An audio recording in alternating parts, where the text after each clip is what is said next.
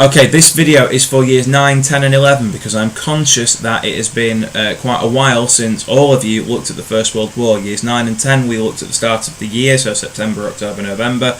Year 11 it's been about a year and a half since you guys have looked at this in your lessons. So what I've put together is a very brief overview of the First World War. Emphasis on the brief overview. You should not be using this video as your only source of revision. Far from it. This video is merely intended to remind you of some of the key themes and ideas that you need to know about for your exams. Please make sure you are using your textbooks and your exercise books and any other revision material you've been given. And year 10 in particular, remember that there is history help every Tuesday lunchtime with me in M16.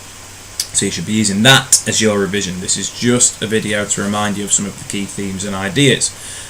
So, won't be going into that much detail. Now, in a previous video on this channel, I have talked about the causes of the First World War. Find it if you haven't seen it or need reminding of it, it's there. Causes of the First World War. I went into detail in that. I talked about 6 causes. Most of those causes were long term. They were happening over a long period of time. But the spark that ignites the war is the assassination of Franz Ferdinand, Archduke Franz Ferdinand. Again, I talked about that in the video. But just to remind you, Archduke Franz Ferdinand is the next in line to the throne of Austria-Hungary. He is killed in Bosnia, in Sarajevo, by a group of Serbs called the Black Hand, people from Serbia, and as a result of that, Austria-Hungary declared war on Serbia. Russia, as an ally of Serbia, declared war on Austria-Hungary. Germany, as an ally of Austria-Hungary, declared war on Russia, and they declared war on France because they knew that Russia and France were allies. Remember, as part of the German Schlieffen plan that I've also talked about in another video, find that one again if you need reminding or you're unsure. As part of the Schlieffen plan, the Germans want to defeat the French very quickly, within 6 weeks. So in order to get to France, they go through Belgium. They march through Belgium.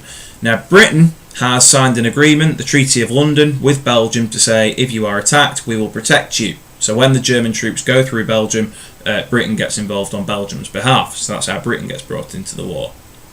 Now, the Germans ended up getting very close to Paris in France, so very close to defeating the French, but fortunately for Britain and France, they were able to hold off the Germans and they didn't get to Paris. So the Germans end up digging trenches for protection, to protect against Britain and French attacks, and the British and French do likewise. They dig trenches to protect against German attacks.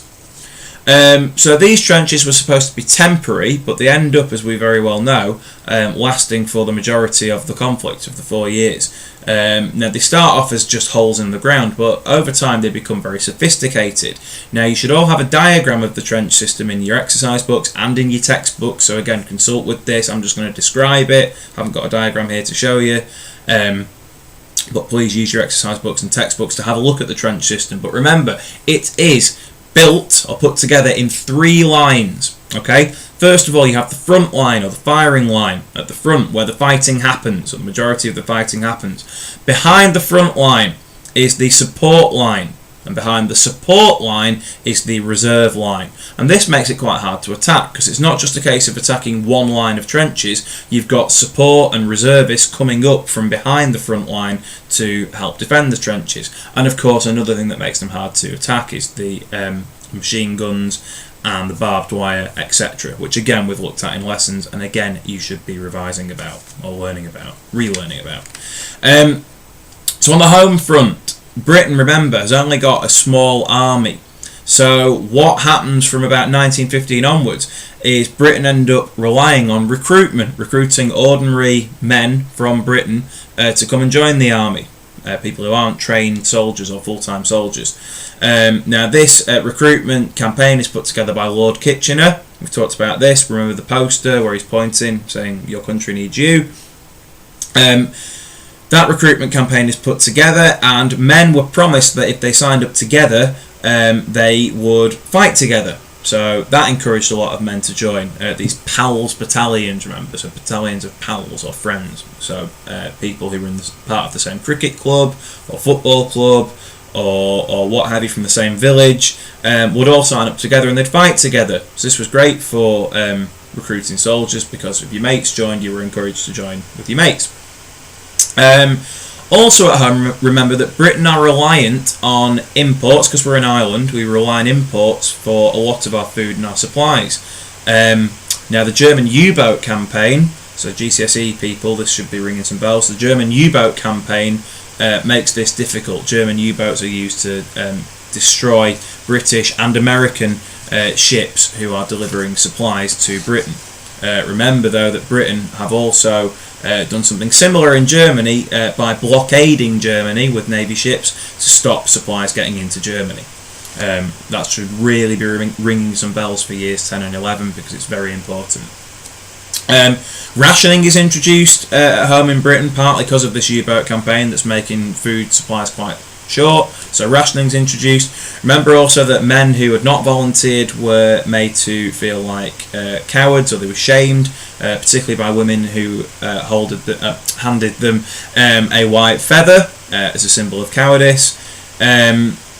Now the war goes on until November 1918, and it's Germany who end up losing because both sides were exhausted, but Germany in particular was exhausted. And remember that they faced the prospect from the end of 1917 onwards of facing the American army. America joined the war towards the end of 1917, and Germany have to face the prospect of fighting these fresh soldiers. So fresh, they haven't been fighting on the front line, they're fresh and ready to go. And America, as we know, is a very big country with a huge amount of people, or a huge amount of men who can fight against the Germans in World War I. So Germany end up surrendering, and the armistice, as we know, is signed on the 11th of November 1918.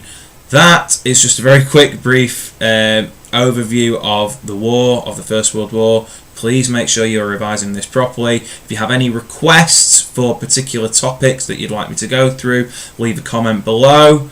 And again, remember that you should be using your exercise books and textbooks to revise, and Year 10 you should be coming to History Help every Tuesday lunchtime, but hopefully that has given you a bit of a reminder of some of the key themes and ideas that you need to know about in the First World War, and I will see you soon.